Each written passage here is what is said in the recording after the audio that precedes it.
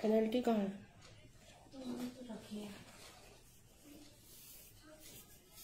बता जल्दी मेरे को।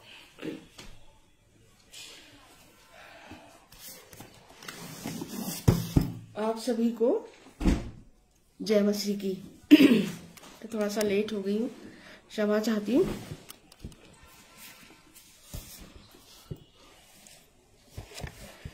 आइए हम छोटी सी प्रार्थना करते हैं, फिर वचन की सेवकाई में आगे बढ़ेंगे। धन्यवाद धन्यवाद धन्यवाद पिता परमेश्वर, धन्यवाद पिता कि तूने भोर के प्रकाश लेके इस सांझ तक हम सबको भला चंगा रखा है। हाँ पिता परमेश्वर, धन्यवाद धन्यवाद, तेरी स्तुति हो, तेरी प्रशंसा हो, तेरी जय जयकार हो। धन्यवाद पिता, धन्यवाद पुत्र, धन्यवाद पवित्र आत्मा पिता। हे पवित्र आत्मा पिता, मैं तुझे आमंत्रित करती हूँ, समय तू मेरे संग और साथ हो, और जो वचन तूने मुझे दिया है, हाँ तू मेरे संग और साथ रह के पिता मेरी जीभ को, मेरे मन को, मेरे मस्तिष्क को, मेरे होठों को अपने वश में करना, और जो वचन तेरे द्वारा मुझे दिया गया है वो तू मेरे मुंह से बोलना पिता, ताकि इन वचनों के द्वारा प्रभु जी हम बहुत सी सच्चाइयों को जो बाइबल में दी गई है पिता, उन सच्चाइयों को प्रभु जी सेध मेद बांट करके प्रभु जी सीखने पाए, समझने पाए। हाँ पिता परमेश्वर, हे प्यारे यीशु, विनती और प्रार्थना है जितने भी भाई बहन फेसबुक लाइव पे तेरे सुसमाचार प्रचार में उनको करते हैं पिता, उन पे तेरी नाम बनाम आशीष हो। विनती और प्रार्थना है पिता परमेश्वर, वास्तव में पिता ये दिन हम सब विश्वासियों के लिए बहुत अच्छे नहीं है, पर हमारे लिए फिर भी आनंद का समय है प्रभु जी, क्योंकि तू हमारे साथ है। हाँ पिता, हम तुझ में और अधिक दृढ़ाए जाए, मजबूत किए जाए वचनों के द्वारा प्रभु जी, हमारी आत्माएं प्रभु जी और अधिक मजबूत होकर तृप्त होने पाए। विनती और प्रार्थना है कि हर एक सुनने और सुनाने वाले पे तेरी नाम बनाम आशीष हो। धन्यवाद धन्यवाद धन्यवाद, तेरी स्तुति तेरी जय जयकार हो पिता। धन्यवाद पिता, सारा आदर इज्जत महिमा तेरे चरणों में। ये छोटी सी विनती तेरे इकलौते बेटे, मेरे उद्धार के कर्ता, जीवन के दाता प्रभु यीशु मसीह के पवित्र मीठे नाम में होके मांगती हूँ। आमीन आमीन और आमीन।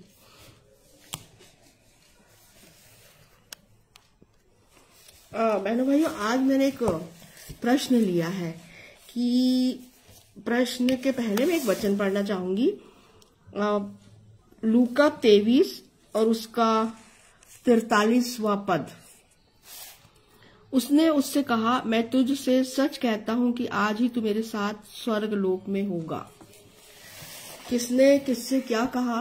प्रभु यीशु मसीह ने उस डाकू से, जो उसके 2 डाकू उसके साथ क्रूस पे थे। हम जानते हैं जब यीशु मसीह को क्रूस पे लटकाया गया तो वो अकेला नहीं था, उसके साथ 2 डाकू और थे, है ना।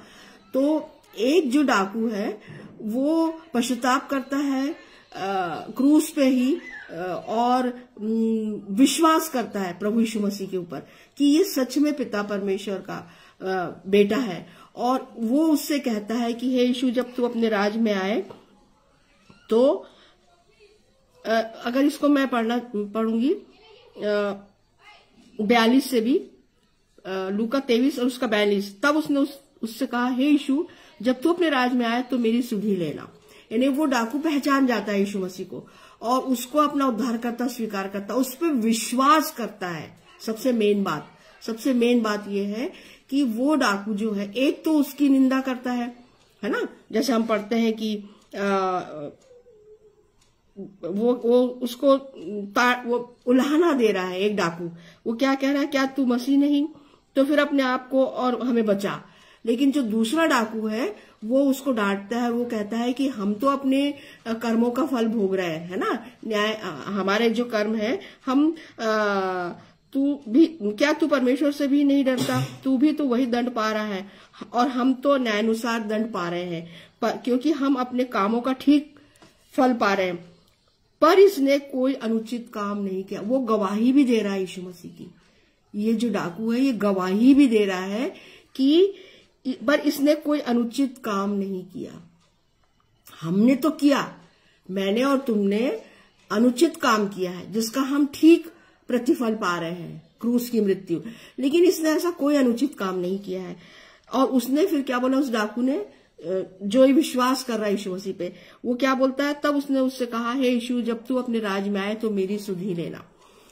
और वो तुरंत पश्चाताप करता है और विश्वास करता है, बहनों भाइयों, मन से विश्वास करता है कि ये सच में परमेश्वर का पुत्र है। और विश्वास उसने कर लिया और तब यीशु मसीह ने उससे क्या कहा, उसने मतलब यीशु ने उससे कहा, मैं तुझसे सच कहता हूं कि आज ही तू मेरे साथ स्वर्ग लोक में होगा, स्वर्ग लोक में।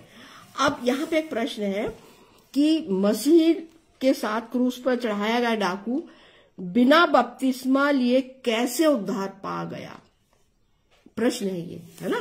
प्रश्न क्या है कि वो डाकू ने कोई बपतिस्मा नहीं लिया, फिर भी वो जो क्रूस पे था उसने कोई बपतिस्मा नहीं लिया था, लेकिन फिर वो मसीह के साथ वो उसका कैसे उद्धार हो गया, है ना। बहुत सारे लोग ये प्रश्न करते हैं, है ना। मैंने भी बहुत सारे लोगों के मुंह से इस प्रश्न को सुना है कि अरे भाई वो भी तो डाकू जो था उसने भी तो बपतिस्मा नहीं लिया था, तो फिर हम क्यों लें, है ना। तो यहाँ पर बहुत से लोग इस घटना का हवाला देकर ये सिद्ध करने का प्रयास करते हैं कि बपतिस्मा लेना जरूरी नहीं है। इन लोगों का यह कहना होता है कि वह डाकू बिना बपतिस्मा लिए परमेश्वर के पास स्वर्ग चला गया, इसलिए हमको भी बपतिस्मा लेने की आवश्यकता नहीं है। बहुत सारे लोग इस बात को बोलते हैं कि अरे भाई जब वो डाकू बिना बपतिस्मा लिए स्वर्ग चला गया परमेश्वर के पास, फिर हम क्यों बपतिस्मा लें, है ना। लेकिन यह तर्क किसी भी मायने में सत्य नहीं है, क्योंकि हमको इस बात को स्मरण रखना है। यूहन्ना 20 और उसका 17, यूहन्ना 20 और उसका 17 पढ़ना चाहूंगी, जहां पर यीशु मसीह मरियम मगदलिनी से कहते हैं कि यीशु ने उससे कहा, मुझे मत छू, क्योंकि मैं अब तक पिता के पास ऊपर नहीं गया, परंतु मेरे भाइयों के पास जाकर उनसे कह दे कि मैं अपने पिता और तुम्हारे पिता और अपने परमेश्वर तुम्हारे परमेश्वर के पास ऊपर जाता हूँ।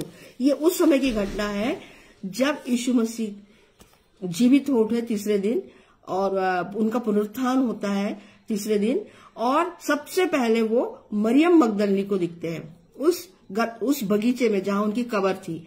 तो मरियम उनको क्या समझती है पहले कि ये माली है, और वो उनसे प्रश्न करती है कि हे रब्बी मुझे बता कि मेरे स्वामी को तुमने कहाँ ले जाके रखा है। तब यीशु मसीह उसको आवाज देते हैं और वो पहचान जाती है कि ये यीशु मसीह है, और वो खुशी के मारे, है ना, आनंदित होकर के बहुत ज्यादा खुशी के मारे उनको पकड़ने की कोशिश करती है ना। तो यीशु मसीह उसको मना करते हैं कि नहीं, मुझे मत छू, अभी मुझे मत छू, क्योंकि मैं अभी पिता के पास स्वर्ग में नहीं गया हूं। अच्छा, तो यहां पर जब मरियम मगदलिनी ने पुनरुत्थान के बाद प्रभु यीशु से मुलाकात की, उस समय तक मसीह अपने पिता के पास स्वर्ग नहीं गया था, जैसे कि स्वयं मसीह ने कहा है। यीशु ने उससे कहा, मुझे मत छू, क्योंकि मैं अब तक पिता के पास ऊपर नहीं गया, परंतु मेरे भाइयों के पास जाकर उनसे कह दे कि मैं अपने पिता और तुम्हारे पिता और अपने परमेश्वर और तुम्हारे परमेश्वर के पास ऊपर जाता हूं। यूहन्ना 20:17, है ना। अब ये प्रश्न उत्पन्न होता है कि जब यीशु मसीह स्वयं इस बात समय तक स्वर्ग नहीं गए, तो फिर वो डाकू कैसे स्वर्ग जा सकता है ना। क्योंकि वो डाकू तो यीशु मसीह के साथ ही जाएगा ना भाई, परंतु जब यीशु मसीह खुद ही नहीं गए हैं स्वर्ग, तो वो डाकू भी नहीं गया है। फिर प्रभु यीशु के द्वारा डाकू को कहा गया यह वाक्य कि मैं तुझसे सच कहता हूं कि आज ही तू मेरे साथ स्वर्ग लोक में होगा, जो मैंने आपको पहले पद पढ़ के सुनाया, लूका 23 और उसका 43। लेकिन न्यू किंग्स जेम्स वर्जन में इस प्रकार लिखा हुआ है। अब देखिए, हमको इन सब बातों को भी समझना जरूरी है बहनों भाइयों, कि जब हिब्रू भाषा का, अरामी भाषा का विभिन्न भाषाओं में ट्रांसलेशन किया गया, तो उसमें कहीं मात्रा मिस्टेक, कहीं शब्द मिस्टेक हुआ है ना। इस बात को हम स्वीकार करते हैं और हम जानते भी हैं। तो किंग जेम्स वर्जन में इस प्रकार से लिखा है, मैं तुझको आज ही सच कहता हूं। उसमें ऐसा लिखा है ना, मैं तुझको आज ही सच कहता हूं। लेकिन इस विषय में द कैंपियन बाइबल कहती है कि प्रभु यीशु द्वारा कहा गया है ये वाक्य, मैं तुझको आज ही सच कहता हूं, प्रभु मसीह के दिनों में बोले जाने वाला एक प्रसिद्ध मुहावरा हुआ करता था। हम इस बात को जानते हैं कि प्रभु यीशु मसीह ने बहुत बार ये बात कहा है कि मैं तुमसे सच सच कहता हूं, है ना, या तुमसे सच कहता हूं। ये प्रभु यीशु मसीह के द्वारा कहा गया एक मुहावरा था, एक वाक्य था, और जिसे व्यक्ति द्वारा अपनी बात को प्रभावशाली रूप से प्रस्तुत करने के लिए उपयोग किया जाता था। तो यीशु मसीह ने अपनी जो बात वो कह रहा है, जो समझाना चाह रहा है वो चेलों को और भीड़ को, तो वो प्रभावशाली ढंग से वो इस बात को इस शब्द के द्वारा, मैं तुमसे सच सच कहता हूं, है ना, उसमें झूठ बात कुछ नहीं है, जो कह रहा हूं वो सच है। और इसका उपयोग प्रभु यीशु मसीह ने, इस शब्द का उपयोग, मैं तुमसे सच सच कहता हूं का उपयोग बहुत बार किया। हम इस बात को जानते हैं और हमारे सुसमाचार, चारों सुसमाचार में हम इस बात को पढ़ते भी हैं। और प्रभु यीशु मसीह के इस कथन को Kings James version, old Kings James version है तथा हिंदी की बाइबल से समझने में गलती केवल इस वाक्य के अनुवाद के समय हुई भूल के कारण होती है ना। इन्हें जो किंग्स जेम्स वर्जन है ओल्ड, उसमें जो बात लिखी है कि मैं क्या लिखा है, मैं तुझको आज ही सच कहता हूं, ये उसमें लिखा है किंग्स जेम्स वर्जन में। परंतु हमारी जो बाइबल उसमें अनुवाद जब किया गया तो उसमें क्या लिखा था, उसमें क्या लिखा है, मैं तुझसे सच कहता हूं कि तू आज ही मेरे साथ कहां होगा, स्वर्ग लोक में होगा।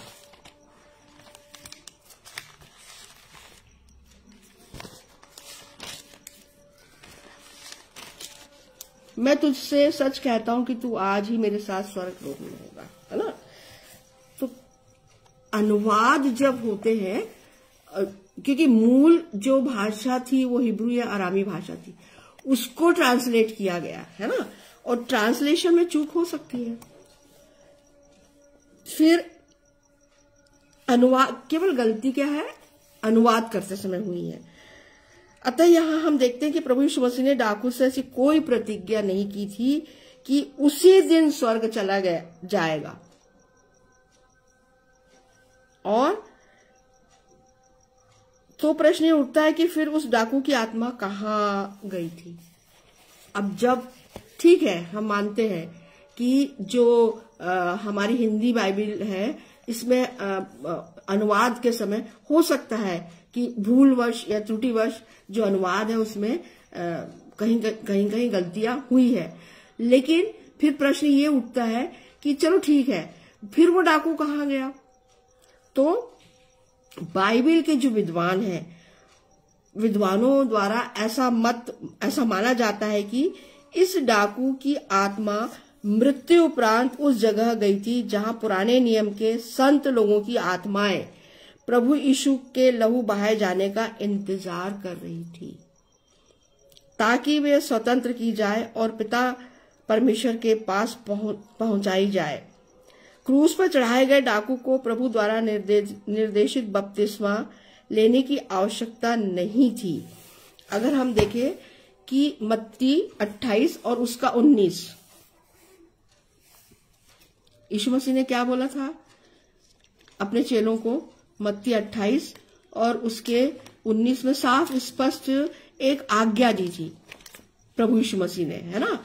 और वो आज्ञा थी, इसलिए तुम जाओ, सब जाति के लोगों को चेला बनाओ और उन्हें पिता और पुत्र और पवित्र आत्मा के नाम से बपतिस्मा दो। ये यीशु मसीह ने आज्ञा दी थी अपने चेलों को कि तुम जाओ, सब जाति के लोगों को अपना चेला बनाओ और उन्हें पिता, पुत्र और पवित्र आत्मा के नाम से बपतिस्मा दो। ये आज्ञा प्रभु यीशु मसीह ने दी थी, है ना। तो ये जो आज्ञा प्रभु यीशु मसीह ने दी थी, वो इस चेले पे, इस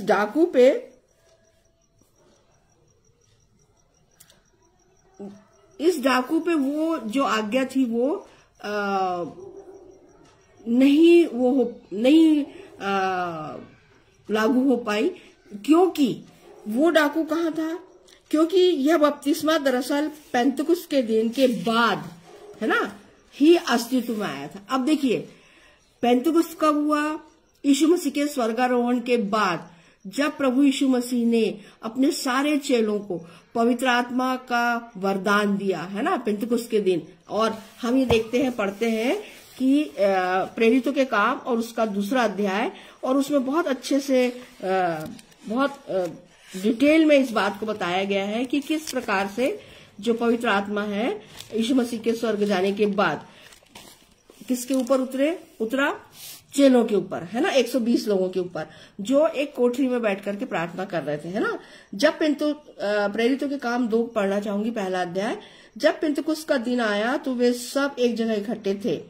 एकाएक आकाश से बड़ी आंधी की सी सनसनाहट का शब्द हुआ और उससे सारा घर जहां वे बैठे थे गूंज गया, और उन्हें आग की सी जीभें फटती दिखाई दी, और उनमें से हर एक पर 8 ठहरी। वे सब पवित्र आत्मा से भर गए, और जिस प्रकार आत्मा ने उन्हें बोलने की सामर्थ्य दी, वे अन्य अन्य भाषा बोलने लगे, है ना। और साथ ही जब पतरस ने प्रभु यीशु मसीह की मृत्यु का, क्रूस की मृत्यु का सही गवाही दी उन सब लोगों के सामने, जो लोग उसकी बातों को सुन रहे थे, और वो क्या बोल रहे थे कि वो तो सब बाहर क्षेत्र के लोग थे, है ना, विभिन्न क्षेत्र के लोग आते थे यरूशलेम में, और उन लोगों ने भी यीशु मसीह के क्रूसिफिकेशन को देखा था अपनी आंख से, क्योंकि ये सब लोग भी उस भीड़ में शामिल थे, लेकिन उनको बहुत ज्यादा कुछ पता नहीं था। लेकिन जब यहाँ पे पतरस प्रभु यीशु मसीह की सच्ची गवाही देता है ना, पवित्र आत्मा की सामर्थ्य से, तब वो जितने सुन रहे थे उनके हृदय छिद गए। यहाँ पे अगर मैं पढ़ना चाहूंगी प्रेरितों के काम 2 और 37। तब सुनने वालों के हृदय छिद गए, और वे पतरस और शेष प्रेरितों से पूछने लगे, हैं भाइयों, अब हम क्या करें, है ना। तो जब वो अपने आपे में आए और उनको जब सही बात का पता चला कि अरे वो तो निर्दोष था, यीशु नासरी तो निर्दोष था, है ना, निष्कलंक था, उसने तो कोई पाप कोई अपराध नहीं किया था, फिर भी उसकी को क्रूस की मृत्यु दी गई, है ना। और ये सच्ची गवाही कौन दे रहा है? पतरस दे रहा है, क्योंकि पतरस और सारे चेले वहां पे थे और उन्होंने अपनी आंखों से सब बातों को होते हुए देखा था। तो जब ये गवाही पतरस के द्वारा दी गई तो जितने सुनने वाले थे उनके हृदय घायल हो गए, और वो पश्चाताप ग्लानि से भर गए कि सच तो बात है, ये जो बोल रहा है पतरस, ये बिल्कुल सही बोल रहा है, क्योंकि हमने तो ऐसा कभी नहीं सुना था कि यीशु नासरी ने किसी को गाली दी या किसी को थप्पड़ मारा या कोई अपराध किया। पर हमने तो ये सुना था कि वो रोगों से चंगाई देता है, मुर्दों को जिलाता है, अंधों को, कोढ़ियों को शुद्ध करता है, अंधों को की आंखें उसने ज्योति उनकी आंखों में आई उसके छूने से, है ना। एक 38 वर्ष का लंगड़ा जो बैतसैदा के कुंड के पास लेटा रहता था, प्रभु यीशु मसीह ने उसको चंगाई दी, है ना, बिना पानी में डुबकी लगाए, तो बैतसैदा में डुबकी लगाए। तो ये सारी बातें भी उन लोगों के दिमाग में जरूर आई होगी कि ये तो सही बोल रहा है कि यीशु मसीह को तो, यीशु नासरी को तो हम उसके विषय में तो हमने ऐसा कभी नहीं सुना, है ना, कि उसने कोई गलत काम किया या कोई गलत बात की हो। वो तो परमेश्वर के राज्य की बात करता था। तो फिर वो अपने आपे में आ गए, जितने लोग सुन रहे थे उनके हृदय छिद गए, आत्मग्लानि से वो भर गए, और फिर वो क्या बोलते हैं, हे भाइयों, अब हम क्या करें।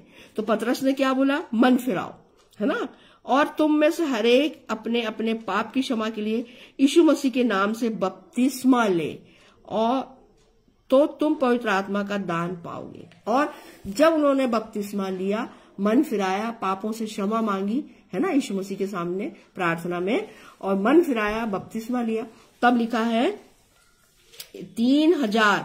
अतः जिन्होंने उसका वचन ग्रहण किया उन्होंने बपतिस्मा लिया, और उसी दिन 3000 मनुष्यों के लगभग उनमें मिल गए, है ना। तो ये कब की घटना है बहनों भाइयों? यीशु मसीह के स्वर्गारोहण के बाद की बात है ये, है ना। तो यीशु मसीह ने डाकू कब उसके साथ क्रूस पे चढ़ा था? ये जब वो तो स्वर्ग नहीं गया था उस समय, है ना, उसका स्वर्गारोहण नहीं हुआ था, उसको तो मृत्युदंड दिया गया था, अभी वो क्रूस पर है ना। और ये जो घटना है पतरस वाली या बपतिस्मे वाली, है ना, यीशु मसीह ने जो बपतिस्मे के विषय में बात किया था, तो वो बपतिस्मा कब दिया गया? लोगों को, जाति जाति के लोगों को चेला बनाओ, पिता पुत्र और पवित्र आत्मा के नाम से बपतिस्मा दो, है ना। तब पहला बपतिस्मा, पहली कलीसिया पतरस ने बनाई थी 3000 लोगों की, है ना। प्रेरितों के काम 2 जब हम अध्याय पढ़ते हैं उसका 37 से लेकर के 42 तक, तब हमको इस बात समझ में आती है। तो पहली जो कलीसिया थी वो पतरस के द्वारा बनाई गई थी, और बपतिस्मा भी पहली बार पतरस के द्वारा और अन्य चेलों के द्वारा उन 3000 लोगों को दिया गया, है ना। जबकि ये जो घटना है यीशु मसीह और उन दोनों डाकुओं की, वो तो यीशु मसीह के साथ क्रूस वाली घटना है ना। ठीक है।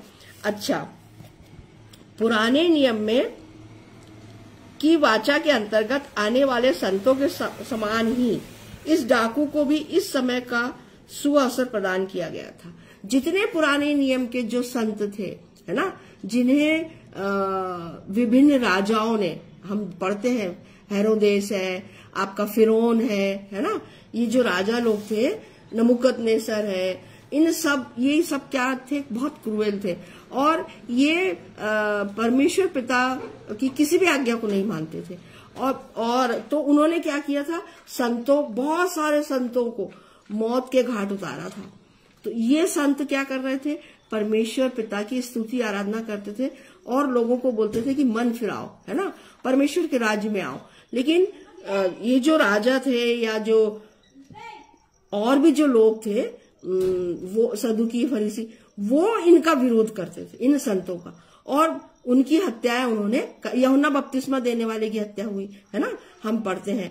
तो जितने भी संत थे पुराने नियम में, वो वाचा के अंतर्गत आने वाले संतों के समान ही इस डाकू को भी इसी प्रकार का सुअवसर प्रदान किया गया था। अब परमेश्वर की योजना है बहनों भाइयों, है ना। परमेश्वर की योजना में किंतु परंतु नहीं होता है, कोई संशय भी नहीं होता है। और जब हम गंभीरता से पवित्र आत्मा की सामर्थ्य से उस पहली को, उस बात को, उन चीजों को समझते हैं, हमारे पवित्र शास्त्र की पदों को समझते हैं, आयतों को समझते हैं, तो हमें ये बात समझ में आती है कि जो परमेश्वर का न्याय है वो कितना सटीक है और बिना पक्षपात किए परमेश्वर का न्याय है। तो ये जो संत लोग थे, जो पुराने नियम में जिनकी हत्याएं की गई, है ना, और सताया गया उनको, उनकी हत्याएं की गई, तो उनको भी यह सुअवसर प्राप्त हुआ कि जो यीशु मसीह का जो लहू है ना, उसी के द्वारा, यहाँ पे है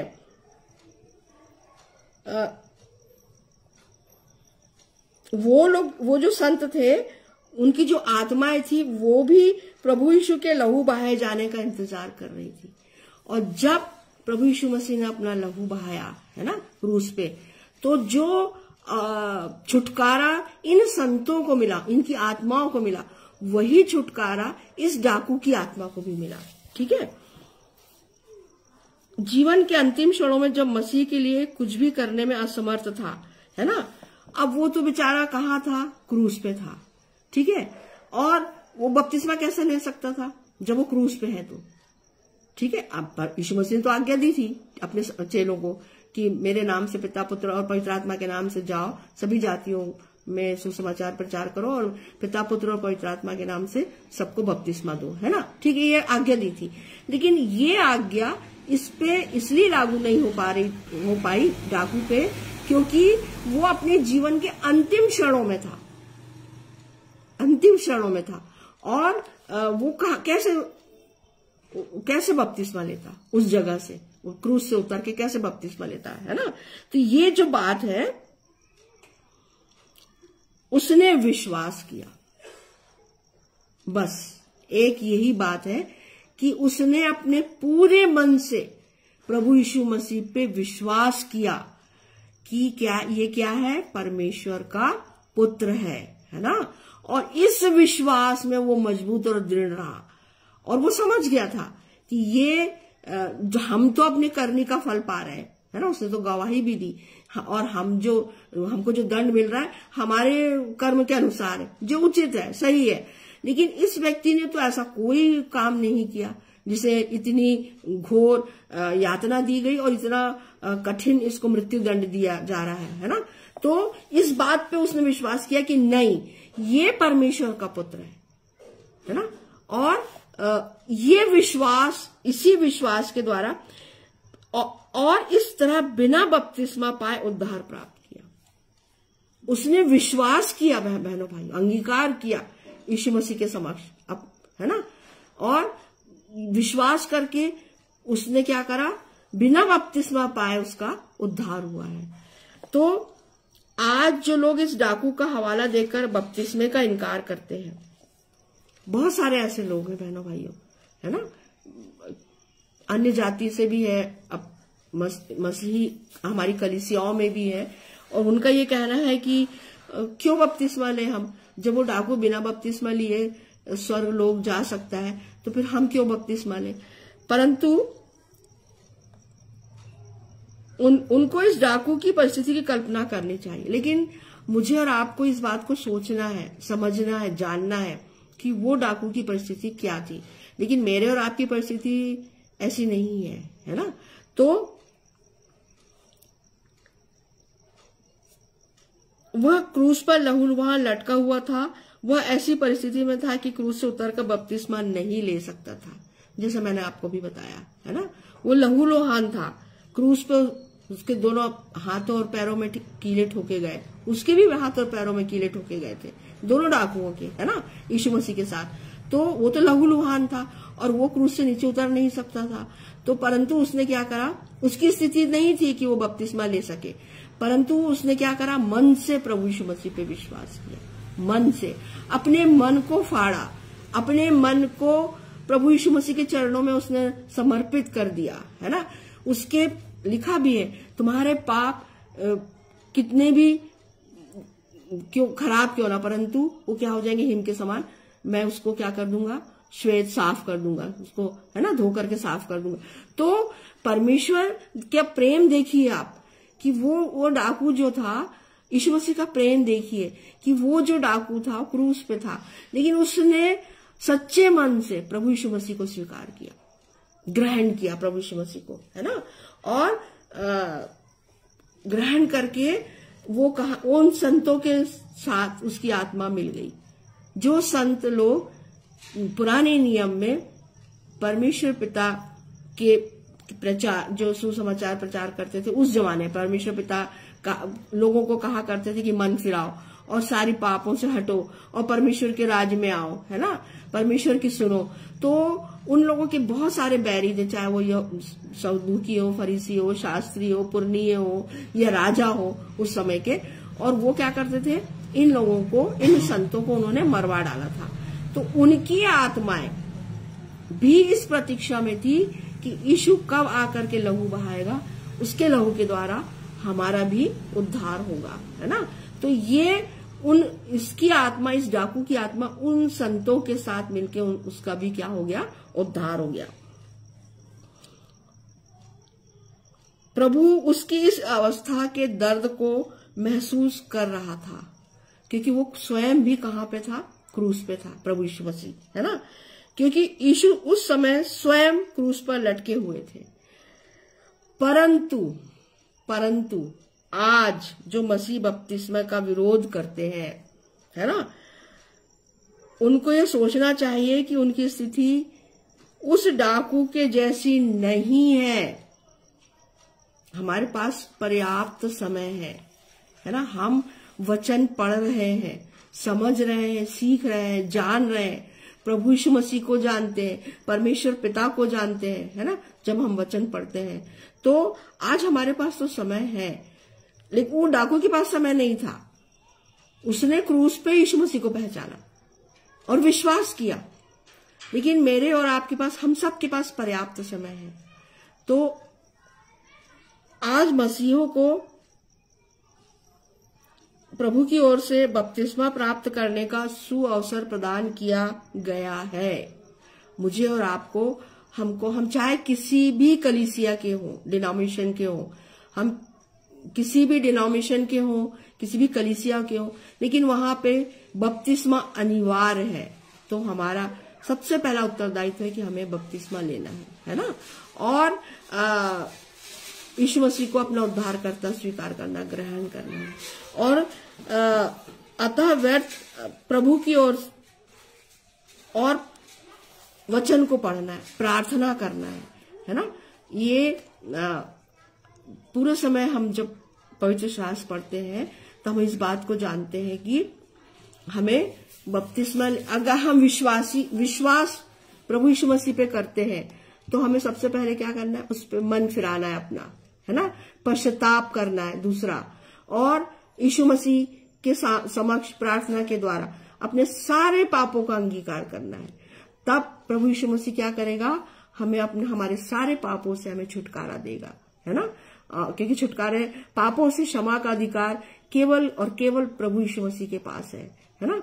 और क्योंकि जब वो क्रूस पे था, हमको ये नहीं भूलना चाहिए, जब वो क्रूस पे था तो सबसे पहली वाणी उसने क्या बोला था, हे पिता इन्हें क्षमा कर, क्योंकि ये नहीं जानते कि ये क्या कर रहे हैं। तो क्षमा करने का जो अधिकार है, पिता ने पूरा अधिकार किसको दिया है, पुत्र को दिया है ना। आज सारा अधिकार, क्या पृथ्वी, क्या अधोलोक, क्या स्वर्ग, सारा अधिकार किसके पास में है, प्रभु यीशु मसीह के पास में। तो हमें क्या करना है, प्रभु यीशु मसीह के पास जाना है, अपने मन को फिराना है, मन को खोलना है उसके सामने, और उससे अपने सारे पापों को अंगीकार करते हुए क्षमा मांगना है, ठीक है। और फिर प्रार्थना के द्वारा, और उससे वो हमें हमारे पापों से क्या करेगा, छुटकारा दिलाएगा, हमें हमारे पापों से क्षमा देगा। और फिर हमें क्या लेना है, बपतिस्मा लेना है। जैसे पतरस ने जितने भी 3000 लोग जो थे उनके मन को फिराया, उनका मन फिरा, है ना, उसके वचनों के द्वारा, सच्ची गवाही के द्वारा। जो पतरस ने सबके सामने जो गवाही दी थी यीशु मसीह के क्रूस की और यीशु मसीह की मृत्यु की, और किस प्रकार से उसे मारा गया जबकि वो निर्दोष था, तो उस जितने सुनने वाले थे उनके हृदय छिद गए और उन्होंने कहा, हे भाइयों हम क्या करें। तो 3000 लोगों ने मन को फिराया और पापों की क्षमा प्रभु यीशु मसीह से मांगी, और क्या लिया, सारे चेलों से, पतरस से और सारे चेलों से बपतिस्मा लिया, है ना। तो हम ये देखते हैं कि जो चेले थे वो उन्होंने उन सबको बपतिस्मा दिया, और वो जितने भी लोग थे 3000 लोग, वो क्या हो गए, इन चेलों के साथ इनकी कलीसिया में मिल गए। और पहली कलीसिया उसी समय बनी, पतरस की जो कलीसिया थी उसी समय कलीसिया का निर्माण किया, पतरस के द्वारा हुआ। और यही हमको भी करना है बहनों भाइयों, कि व्यर्थ के हमको तर्क कुतर्क, बाइबिल तर्क कुतर्क करने की पुस्तक नहीं है। बाइबिल में हम तर्क और कुतर्क कर ही नहीं सकते, किंतु परंतु नहीं है। इसमें सीधी सीधी बात लिखी है, सीधा सीधा काम है ना। मानना नहीं मानना मनुष्य के अपने स्वयं के स्व विवेक पर आधारित है ना। और परमेश्वर ने उसे स्वतंत्र किया है। पर अब देखिए, परमेश्वर ने मनुष्य के मन को स्वतंत्र किया है। परमेश्वर ने पशु पक्षियों को, जानवरों को के मन को अपने नियंत्रण में रखा है, ठीक है ना। कौवे से कहा एलिया को जाकर के रोटी और मांस देकर आ, तो कौवा बराबर गया, एलिया को क्या खिलाने के लिए गया, उसको वो भूखा नहीं रहा, वो नाले के पास में था, छुपा हुआ था, और वहां जाकर के कौवे को परमेश्वर ने आज्ञा दी, कौवे ने बराबर परमेश्वर की आज्ञा का पालन किया। तो अब परमेश्वर पक्षियों, पशु पक्षी, इन सब के मस्तिष्क पे, मन पे परमेश्वर का नियंत्रण, लेकिन मनुष्य को परमेश्वर ने स्वतंत्र छोड़ा है। तो हम जब हम मन से स्वतंत्र है ना, तो हम जैसा हमारा मन कहता है हम वैसी काम करते हैं। लेकिन दाऊद राजा क्या बोल रहा है, हे मेरे मन यहोवा को धन्य कह और उसके किसी उपकार को ना भूलना।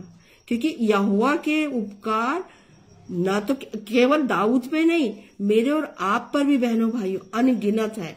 तो जब अनगिनत है तो हम उसके उपकार को कैसे भूल जाए।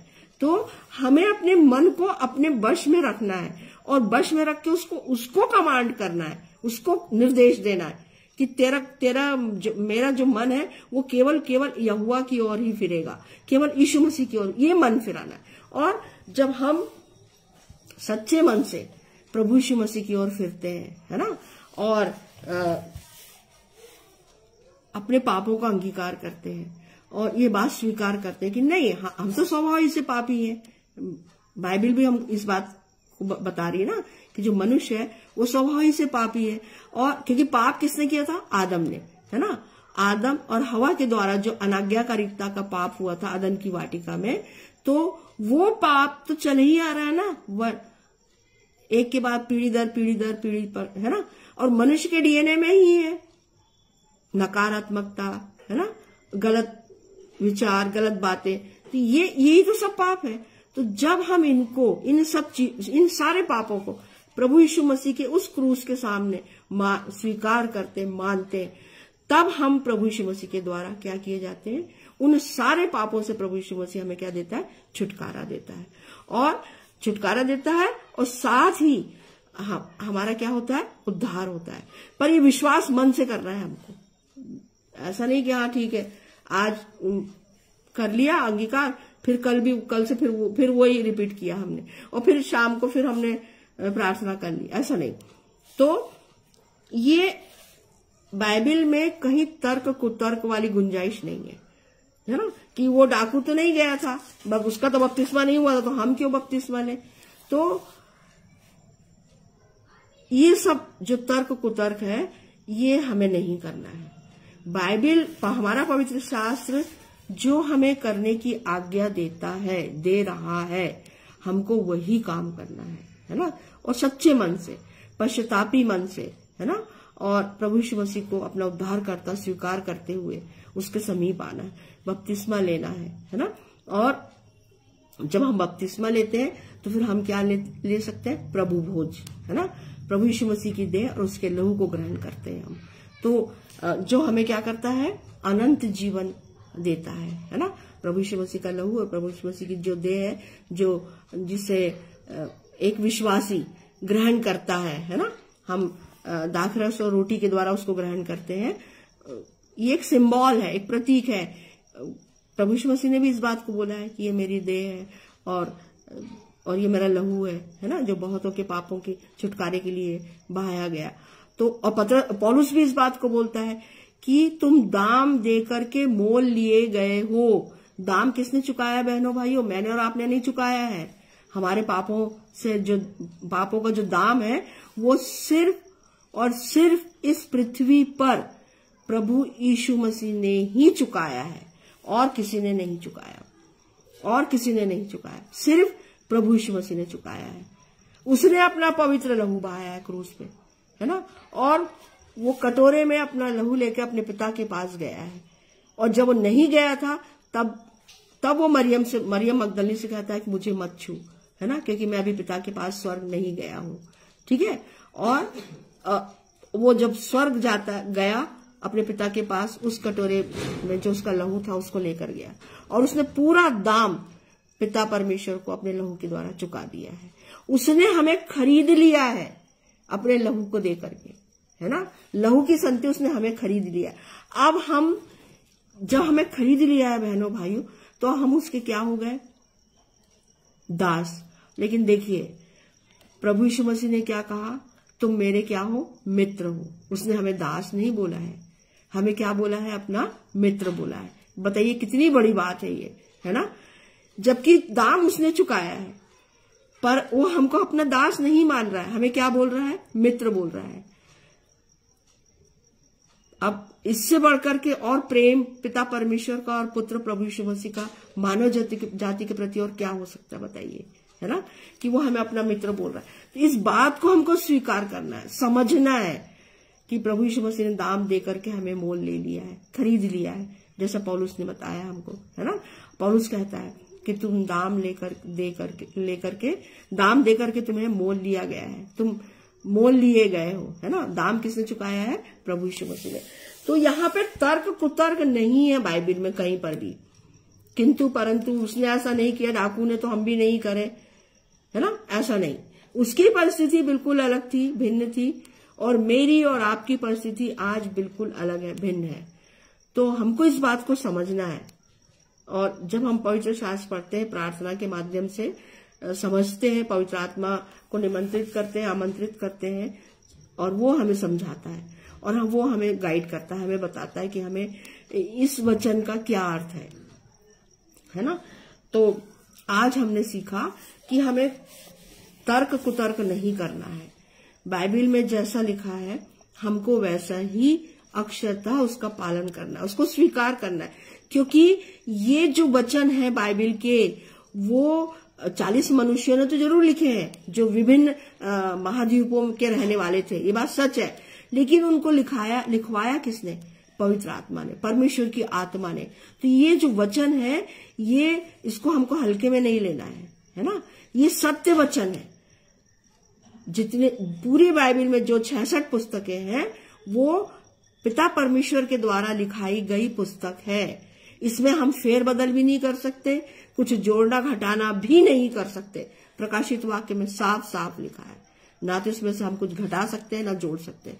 जो कुछ इसमें मैटर है वो पवित्र आत्मा के द्वारा लिखवाया गया है, और इसको हमको वैसे ही स्वीकार करना है। जो आज्ञा इसमें दी है, जो चेतावनियां हमारे लिए, जो प्रतिज्ञाएं हमारे लिए, हमें उसको वैसे ही स्वीकार करना है ना।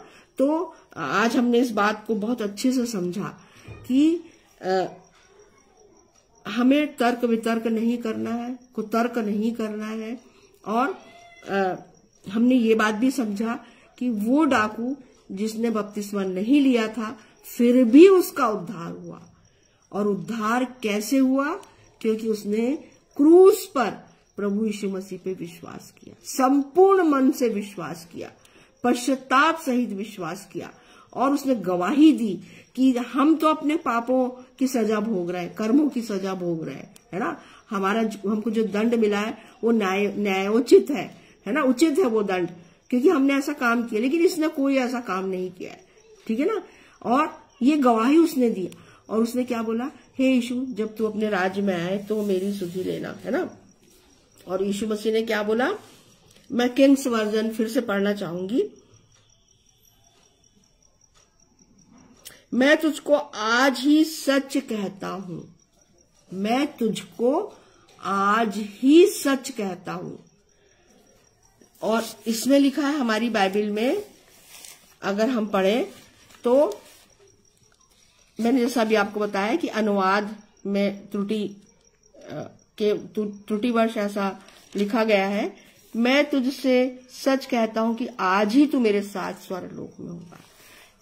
आज ही तू मेरे साथ स्वर्गलोक में होगा, ऐसी प्रतिज्ञा प्रभु यीशु मसीह ने नहीं की थी, जो पुराना किंग्स वर्जन ओल्ड जो उसमें इस प्रकार से लिखा है। लेकिन अनुवाद के आधार पे अगर हम देखें तो इसमें ये बात को बताया गया है कि यीशु मसीह ने क्या बोला था? मैं तुझको आज ही सच कहता हूं कि तू मेरे साथ क्या होगा? स्वर्गलोक में होगा। तो जब यीशु मसीह स्वर्ग में गया, और तो जितने संत लोग जो थे, है ना, जिनकी मृत्यु हुई थी पुराने नियम में हम देखते हैं, उनको भी छुटकारा चाहिए था, है ना। और वो भी यीशु मसीह के लहू बहाए जाने की प्रतीक्षा कर रहे थे। तो उनके साथ ही साथ इस डाकू को भी सुअवसर प्राप्त हो गया, है ना, कि वो भी कहा जाए यीशु मसीह के सारे संतों के साथ स्वर्गलोक में जाए, ठीक है ना। तो आज हमने इस बात को समझा, जाना कि डाकू ने भले ही बपतिस्मा नहीं लिया, फिर भी उसका उद्धार हुआ विश्वास के द्वारा। परंतु मुझे और आपको, हमें आज अवसर है, हमें बपतिस्मा, हम चाहे भले किसी भी डिनोमिनेशन के हो, किसी भी हमारी जो कलीसिया है, चाहे किसी भी पंथ के हम मानने वाले हो, पंथ डिनोमिनेशन के हो, परंतु सब में बपतिस्मा है। बपतिस्मा है, प्रभु भोज है ना। 2 सैक्रामेंट सभी डिनोमिनेशन में है, बपतिस्मा और प्रभु भोज, है ना, प्रभु की ब्यारी। तो ये हर एक मसीह के लिए बहुत अत्यंत आवश्यक है, अत्यंत आवश्यक, हर एक विश्वासी के लिए भी और हर एक मसीह के लिए भी। तो आज हमने इस बात को समझा और सीखा, है ना।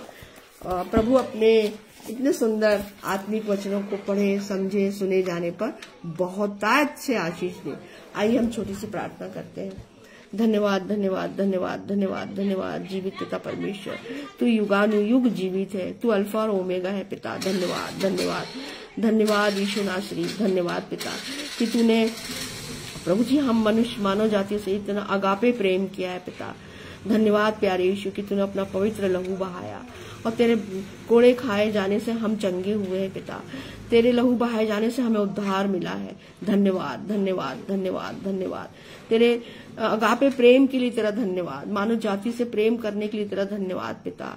तूने हमसे इतना प्रेम किया है पिता परमेश्वर कि अपने इकलौते पुत्र को हम मनुष्यों के लिए दे दिया पिता। धन्यवाद धन्यवाद। तेरी इतनी अद्भुत योजना के लिए तेरा लाख लाख धन्यवाद। हमारे छुटकारे का प्रबंध तूने किया पिता, इसके लिए तेरा धन्यवाद। धन्यवाद पिता परमेश्वर। धन्यवाद प्यारे यीशु। धन्यवाद पवित्र आत्मा पिता। होने देना पवित्र आत्मा पिता।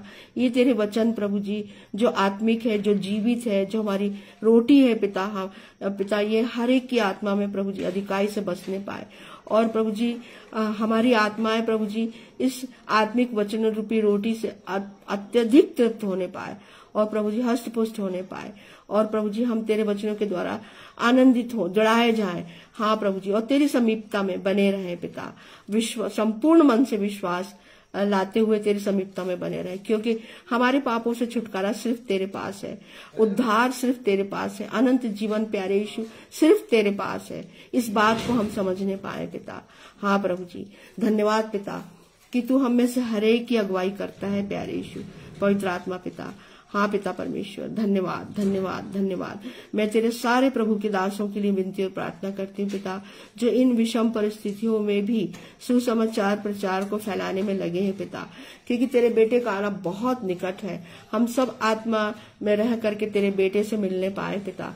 तुझसे यही विनती और प्रार्थना है कि हर एक घुटना, हर एक जीव तेरे बेटे को अपना उद्धार करता स्वीकार करने पाए प्रभु जी। और प्रभु जी तेरे स्वर्गीय राज में हर एक घुटना, हर एक जीव आने पाए प्रभु जी। हाँ पिता, तू भी चाहता है कि कोई भी आत्मा का नाश ना हो। तू हर एक मनुष्य की आत्मा को चाहता है कि उसके साथ स्वर्गीय राज में रहने पाए। धन्यवाद पिता तेरी स्वर्गीय योजना के लिए जो तूने हम मनुष्य के लिए इस पृथ्वी में प्रकट की।